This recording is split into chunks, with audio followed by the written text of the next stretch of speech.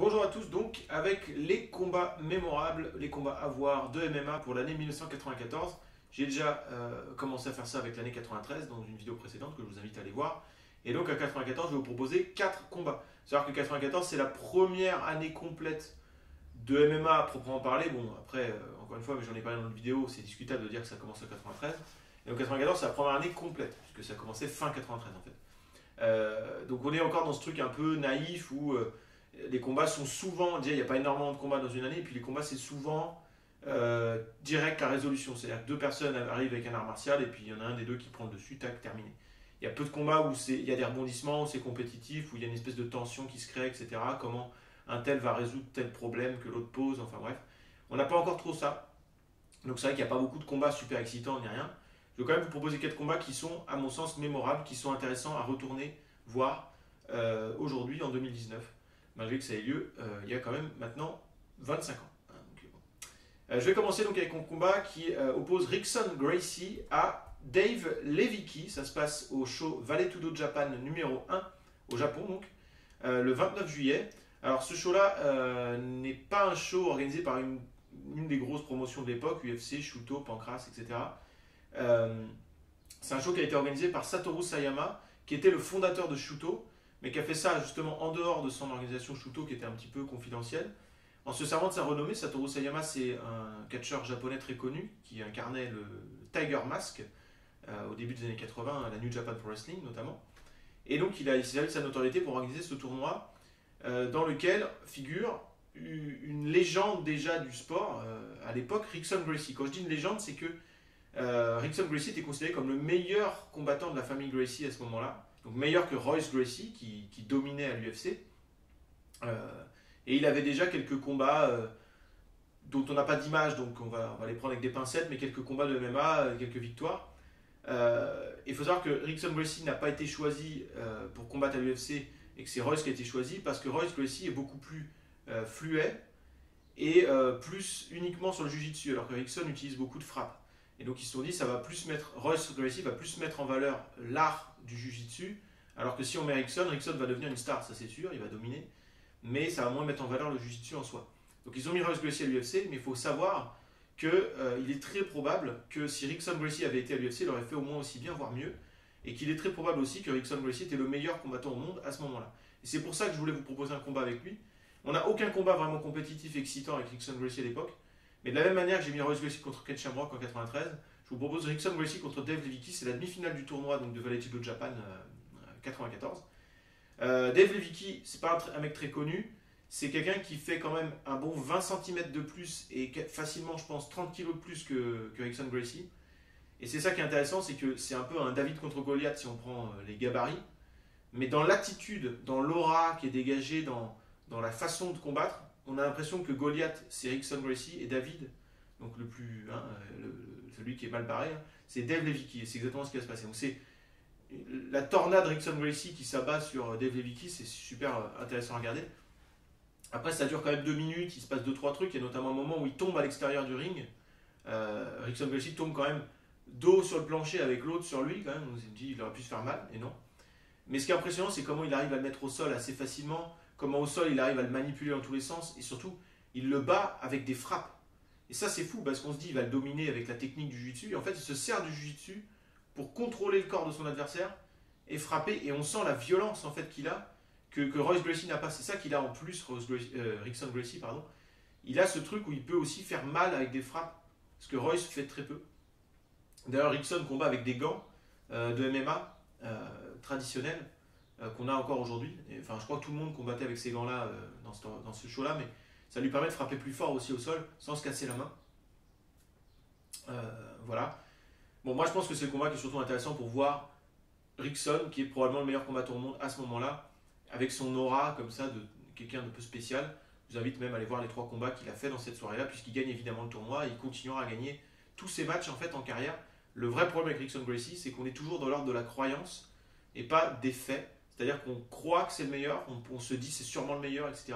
Mais on n'a jamais eu la démonstration parce qu'il n'a jamais été se confronter au meilleur des meilleurs, malheureusement. Et donc, voilà, on est obligé un peu de se dire, voilà, de tout ce qu'on entend, de tout ça, on se dit qu'il il est vraiment le meilleur, mais finalement, si on ne le prouve pas, on n'est pas. Voilà, c'est un peu le but du sport, quoi. C'est aller se tester aussi. C'est pas de juste rester et de dire ouais, je suis sûrement le meilleur, mais j'ai pas besoin de le prouver. Bon. Et c'est un peu le problème de la famille Gracie en général, mais spécifiquement, je trouve, de Rickson Gracie, par exemple. Et ça, j'en reparlerai quand je parlerai de Sakuraba et de la famille Gracie plus tard. Il n'y a jamais eu le combat entre Rickson Gracie et Sakuraba. Bref. Je passe à un deuxième combat qui est, alors là, pour le coup, beaucoup plus intéressant. C'est vraiment un combat qui est resté dans l'histoire comme un des meilleurs combats de l'histoire de l'UFC. Alors, un des meilleurs, un des 100 meilleurs, et avec la quantité de combats qu'il y a eu depuis toutes ces années, c'est déjà pas mal. C'est un combat de l'UFC numéro 3 qui oppose Royce Gracie à Kimo Leopoldo. Donc ça se passe à l'UFC 3 donc en septembre. Royce Gracie a déjà gagné l'UFC 1 et l'UFC 2, c'était des tournois en 3 manches, donc quart de finale, demi-finale, finale. Il a gagné donc ses 6 combats à ce stade, Royce Gracie, avec des soumissions systématiquement.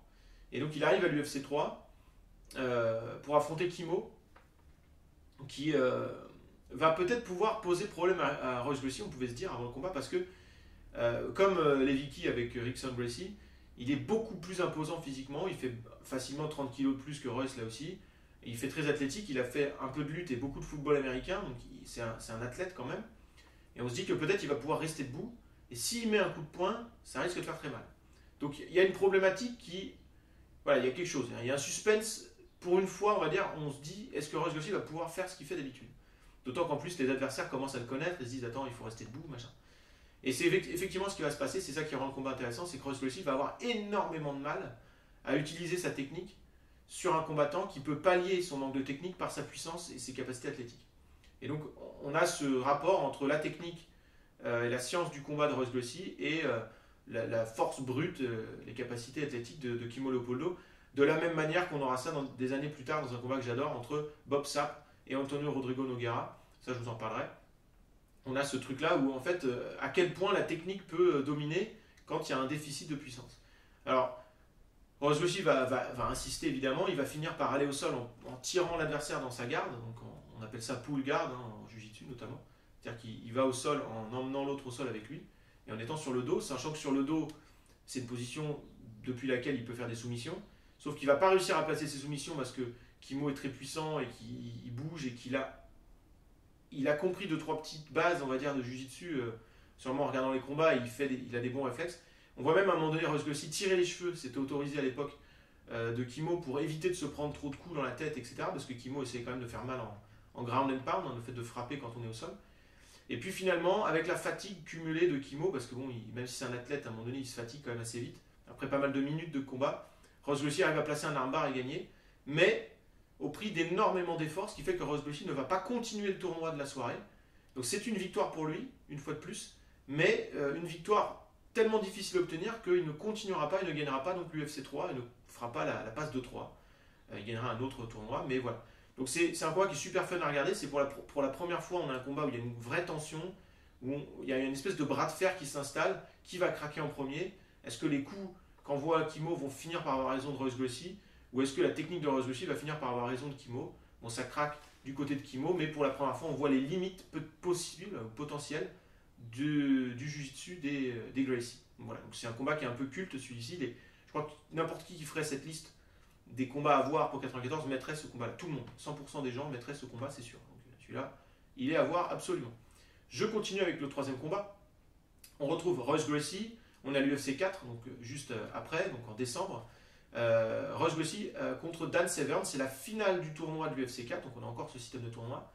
Royce Gracie, qui n'a pas pu gagner le tournoi de l'UFC 3, à mon avis, a dû rentrer dans l'UFC 4 en se disant celui-là, il faut que je le gagne. Et il se retrouve en finale contre un nouveau venu, Dan Severn, qui, et c'est intéressant par rapport au combat contre Kimo, là dont je viens de parler, semble avoir poser la même problématique que Kimo, à savoir qu'il est beaucoup plus imposant, il est plus lourd que Royce Gracie, d'un bon 20 kg facile. Mais surtout, il a un très bon niveau de lutte freestyle. Et il a été classé très haut dans les meilleurs lutteurs aux États-Unis. Il n'a pas fait les Jeux Olympiques, mais il aurait pu presque. Il ne devait pas être bien loin. Avec quelques compétences en plus dans d'autres arts martiaux, comme le sambo un petit peu. Et avec cette plus-value de puissance, on peut se dire qu'il va pouvoir rester debout et contrôler le match un petit peu, comme l'avait fait Kimo dans une certaine mesure, et peut-être gagner contre Royce Gracie. Donc on pouvait penser en finale de tournoi là que pour la première fois peut-être on va voir Royce Gracie perdre. D'autant que Royce Gracie arrive dans cette finale plus fatigué que Severn. Severn a mis 2 minutes 35 temps cumulé pour éliminer son adversaire de quart et de la demi, donc le cumul des deux combats, en soumission les deux fois, alors que Royce Gracie a mis 9 minutes 20. Parce que ses adversaires, Royce Gracie, commencent à comprendre qu'il ne faut pas aller au sol et essayent de retarder au maximum, voire d'éviter ce moment fatal que serait le fait d'aller au sol avec Royce Gracie. Bref, alors, je dirais on pouvait s'attendre à ce que Severn décide de rester debout face à une ceinture noire de Jiu-Jitsu, ça semble être le meilleur choix. Et pourtant non, il va le prendre, il va le mettre au sol, sur le dos, coincé contre la cage, et on va rester dans cette position très longtemps. Donc c'est un combat qui est long, qui peut avoir un côté ennuyeux, on va se le dire, parce qu'il ne se passe pas grand-chose, et à l'époque il n'y a pas de round, il n'y a pas de restart, quand il ne se passe rien, l'arbitre laisse, enfin voilà. Et au sol, on voit que Dan Severn essaye de mettre des coups, mais en fait, il n'a pas l'air de réaliser que le Jiu-Jitsu, c'est pas seulement la partie soumission, c'est beaucoup, surtout, d'ailleurs, la partie contrôle du corps de l'adversaire. Et donc en fait, il n'arrive pas à faire mal, il n'arrive pas à faire quoi que ce soit. Je pense qu'il se fatigue, il se frustre, et il se fatigue et il se frustre au point où à un moment donné, Royce Gracie place un triangle avec ses jambes, de nulle part, et le bat en soumission par étranglement, donc, et remporte ce tournoi UFC 4, ce qui constitue d'ailleurs la dernière victoire de Royce Gracie de sa carrière à l'UFC. Il aura des victoires dans d'autres organisations, et puisqu'après ça, à l'UFC, il fera un combat contre Ken Shamrock à l'UFC 5 qui se soldera par un match nul après 36 minutes de rien. C'est pas un combat à voir, mais c'est intéressant de savoir qu'il a eu lieu. Et après ça, il reviendra dans les années 2000 affronter Matt Hughes dans un combat qui n'a pas grande valeur de toute façon. Mais bref. Voilà. Mais disons que ce qui est intéressant, même si c'est un peu bloqué comme situation dans ce combat, c'est de voir comment Royce Gracie est patient aussi. Et c'est ça aussi, contrôler l'adversaire et être patient et attendre le bon moment pour placer une attaque et mettre l'attention du gars sur un endroit ou faire croire qu'on est inoffensif et puis finalement le prendre par surprise, etc.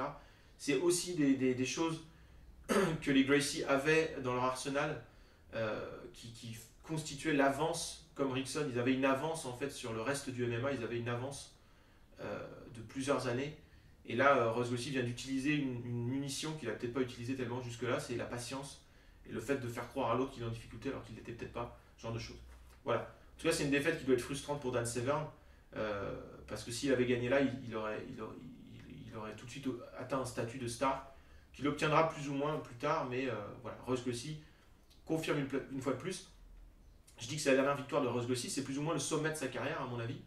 On va dire qu'après l'UFC 4, 3 victoires en tournoi, plus une victoire contre Kimo, on va dire qu'il a écrasé la compétition, il est de façon claire le meilleur combattant au monde à ce moment-là, enfin en tout cas dans ce qui a été prouvé, parce qu'il y a cette histoire de Rickson Gracie, mais voilà, il est le numéro 1 mondial sportivement. Après, est-ce que c'est le meilleur? On peut jamais trop être sûr. Enfin, voilà. Et il a surtout accompli ce que la famille Gracie voulait que Royce accomplisse, c'est-à-dire mettre en valeur le jiu-jitsu brésilien comme jamais. Vraiment, voilà, en gagnant 3 tournois, en étant comme ça dominant, en gagnant tous ses matchs par soumission et avec des soumissions différentes, etc. Il a vraiment mis en valeur l'art martial. Et quelque part, il aurait pu se retirer à ce moment-là, ce qu'il va plus ou moins faire, puisqu'il va faire qu'un seul combat ensuite. Et voilà, ils avaient fait ce qu'ils avaient à faire. Voilà, je rappelle que l'UFC avait été créé par la famille Gracie pour ça à la base. Et puis enfin, dernier combat donc des 4 que je vous propose au 94, combat entre Masakatsu Funaki et Ken Shamrock à la Pancrase Hybrid Wrestling, donc au Japon. Ça compte pour le deuxième tour du tournoi visant à élire le premier King of Pancrase. Donc le King of Pancrase, c'est le champion, toute catégorie de poids. Il n'y a pas de catégorie de poids de toute façon là-bas. Et en fait, ça oppose les deux favoris du tournoi. Masakatsu Funaki, c'est la star de l'organisation, c'est l'un des deux fondateurs et celui qui a cumulé les victoires les plus nettes et voilà, qui semble être le meilleur combattant de l'organisation à ce moment-là, même s'il n'est pas champion, mais on va dire tacitement, tout le monde considère que c'est lui le numéro 1. Il est à 8 victoires, 2 défaites à ce stade, dont une victoire 4 mois plus tôt contre Ken Shamrock. Et Ken Shamrock, si on cumule ce qu'il a fait à l'UFC et à Pancrase, donc l'autre favori du tournoi, il est à 13 victoires et 3 défaites. Dans les 3 défaites, il y en a une contre Masakatsu, dont je viens de parler, et celle contre Royce Gracie à l'UFC 1. Voilà, donc il faisait beaucoup de combats à l'époque, vous remarquez déjà. Mais voilà, c'est la demi-finale, ça aurait été bien que ce soit la finale, parce que clairement, c'était le vainqueur de ce match-là qui allait gagner le tournoi, je pense. Et c'est un combat qui est assez indécis en plus. Avant le combat, on pouvait se dire, bon, Masakatsu a gagné la dernière fois, mais c'est serré entre les deux. Les progrès que les combattants font à l'époque sont vraiment très très impressionnants. Enfin, on avance à pas de géant à l'époque puisqu'on part de rien. Donc, une fois qu'on a compris 2-3 trucs, on progresse énormément. Enfin, j'en ai déjà parlé pour la vidéo de 93. Donc ce combat, bon, il n'est pas extraordinaire à voir. Ce qui est intéressant à Pancras, c'est que comme on n'a pas le droit de frapper point fermé, c'est difficile de mettre des KO et de faire des dégâts avec la main ouverte. Il faudra attendre Bas Rutten en fait pour que ça se passe vraiment. Et du coup, c'est beaucoup plus du grappling. Et des fois, il laisse un peu de latitude à l'adversaire, un petit peu pour qu'il puisse faire un truc, etc. Mais la partie amenée au sol est très importante. Et là, Ken Shamrock en fait va gagner ce combat en dominant d'un point de vue lutte, en dominant les amenés au sol et les transitions et en étant toujours sur le dessus. Il est toujours au-dessus. Et une fois qu'il est au-dessus, il tente des soumissions. La plupart du temps, Masakatsu a la réponse, ou alors attrape la corde et on fait casser la prise et on repart debout, etc. Sachant qu'on a le droit de faire ça qu'un certain nombre de fois, on perd des points en fait quand on attrape la corde.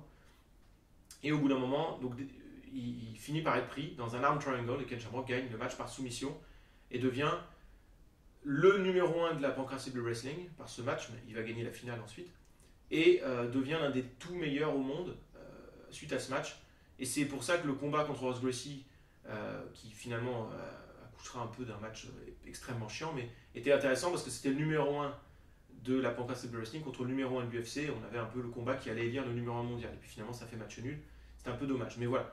Là, c'est un combat qui est déjà intéressant à voir par rapport aux deux noms qui c'est, mais c'est intéressant aussi à voir par rapport à ce que ça a répercuté dans l'histoire, où ça a mis Ken Shamrock comme un des tout meilleurs en parallèle de Ross Gracie, dont j'ai beaucoup parlé ici. Voilà. Donc je m'arrête là pour 94. Ce sont 4 combats qui sont quand même plutôt sympas à voir, mais à partir de 95, la prochaine vidéo que je ferai, on aura vraiment des combats très très très intéressants et assez fascinants, etc. Beaucoup plus encore. Là, on est quand même dans la genèse et je dois reconnaître que on pourrait trouver que certains combats n'ont pas trop leur place ici, mais j'avais envie quand même d'en mettre quelques-uns, histoire de donner une image un petit peu fidèle de ce qu'était le MMA en 94. Si vous avez d'autres idées, s'il y a d'autres combats que j'aurais pu mettre que vous trouvez pertinents, n'hésitez pas à les proposer, n'hésitez pas à commenter, poser des questions, j'y répondrai en dessous. Et puis je vous dis à la prochaine avec 95. Bye.